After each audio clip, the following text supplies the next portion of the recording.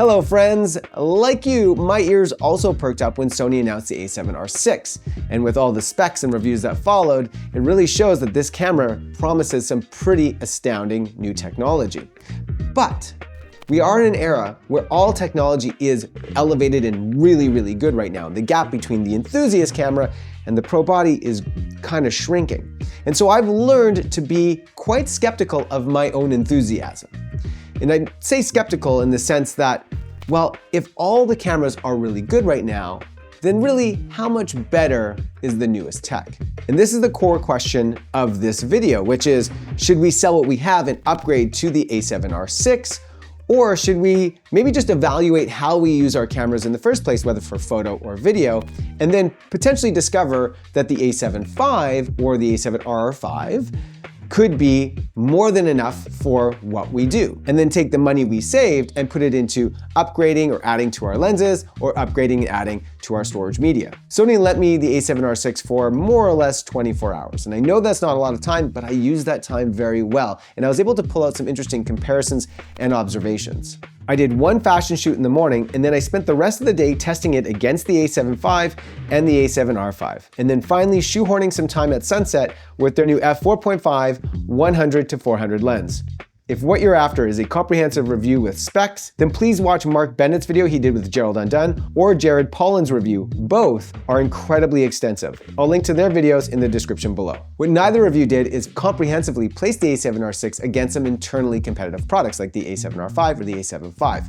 And competitive reviews or competitive tests are really quite important because it places that technology within a context. And without a context, every new thing is going to sound really exciting. And make no mistake, the A7R6 gives us ample reasons to be excited. This is a significant release.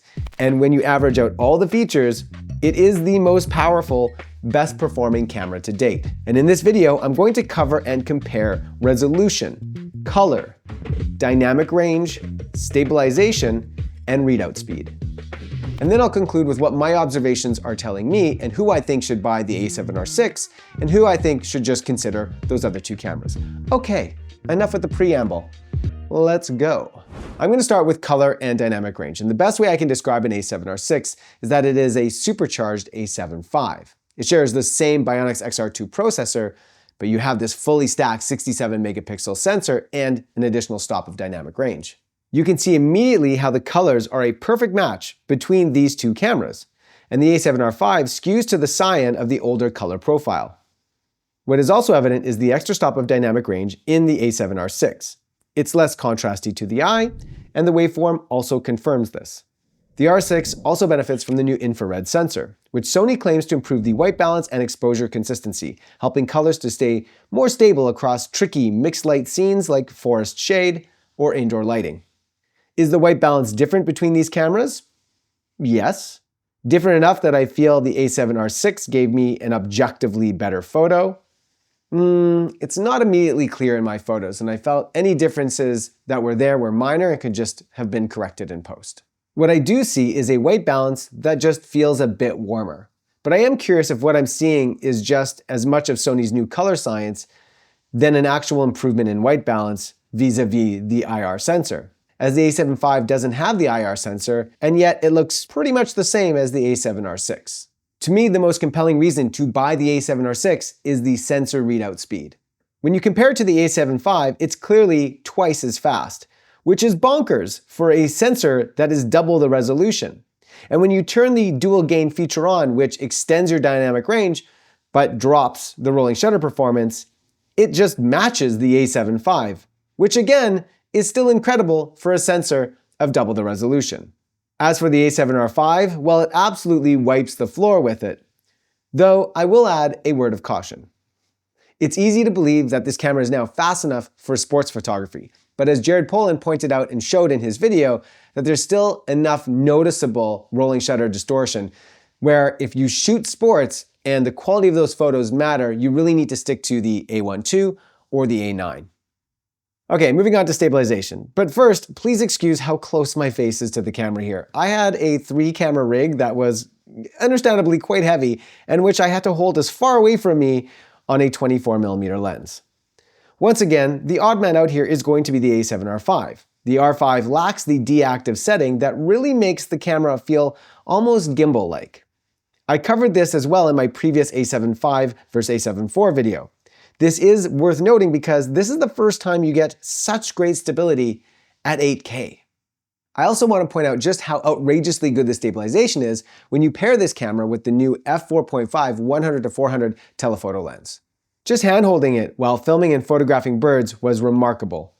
No fluid head, just holding it in my hands at 400mm, and it's super smooth. This is not just phenomenal performance, but especially so on a full-frame sensor where physics is not always working in your favor. Full-frame wildlife fans, this is your dream combo. I don't want to insult you, dear viewer, on not being able to do basic math. I think we all have an understanding of how 33 megapixels compares to 67 megapixels. It's double the resolution, which sounds really exciting, but practically speaking, what does that even look like? The best way that one can decide this for themselves is just to simply take these two cameras and zoom in until you can see actual pixels.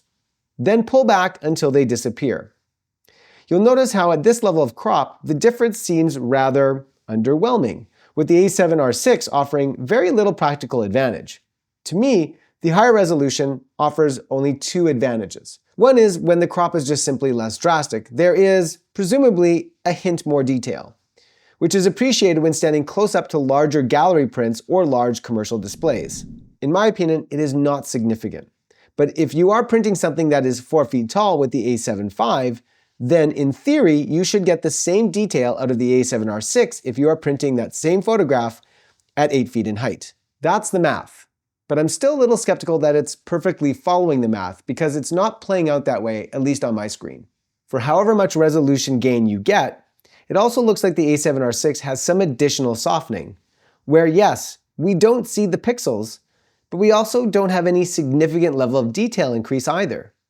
I unfortunately didn't have an opportunity to print these photos out, so let's file my observations under need for further investigation.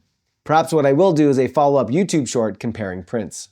The second advantage is going to be noise. The larger your resolution, the smaller your noise is. The A7R6 has already shown an incredible advance in noise, offering a dual native ISO and a high gain at 5000 ISO. Again, the math says that the size of the grain on the A7R6 is twice as small as that of the A7V. And that makes it both less apparent and even maybe less destructive when adding noise reduction in post. Before wrapping up this video, I do want to speak briefly about that new f4.5 100-400mm telephoto lens. As I alluded to earlier, this is such a perfect lens for wildlife or nature lovers. The predecessor to this lens was the 4.5-5.6 100-400. This new version offers 4.5 consistent through the entire range. And paired with the A7R6, it allows for better photographs in lower light, such as I experienced when shooting at dusk. The lens is so incredibly light that you can handhold it for quite a while without significant fatigue. So wildlife and nature creators are going to crush so hard on this combo. Time for my final thoughts on the A7R6. This camera is a worthy upgrade when you just factor in the stability and the rolling shutter performance. Certainly the camera is very fast and reactive and will just mow up most of what you throw at it. And for A7R5 users, the camera also gives you improved color science as well. The question is, who benefits the most from this new release? I may sound like a bit of a broken record here, but yes, wildlife and nature shooters benefit the most, as well as photojournalists. Especially in journalism where you're only submitting JPEGs, you're going to be handing in nicer images with improved color and extended dynamic range. In my opinion, the camera to own for most people is still the A7V. If you're not shooting wildlife, nature, macro, or photojournalism, or you're just not printing to very large displays, there's little advantage to shooting with the A7R6. If it's a question about resolution, then I'm actually more impressed with the video resolution and the differences that make than the photo resolution. If you see a world in which 8K is an important part of your video making, then yes, you do get better performance and 8K compared to that of the A7V. If you're just looking for the resolution and you want to save money, then the A7R5 is still a very competent camera, though better for hybrid shooters who just use tripods and fluid heads.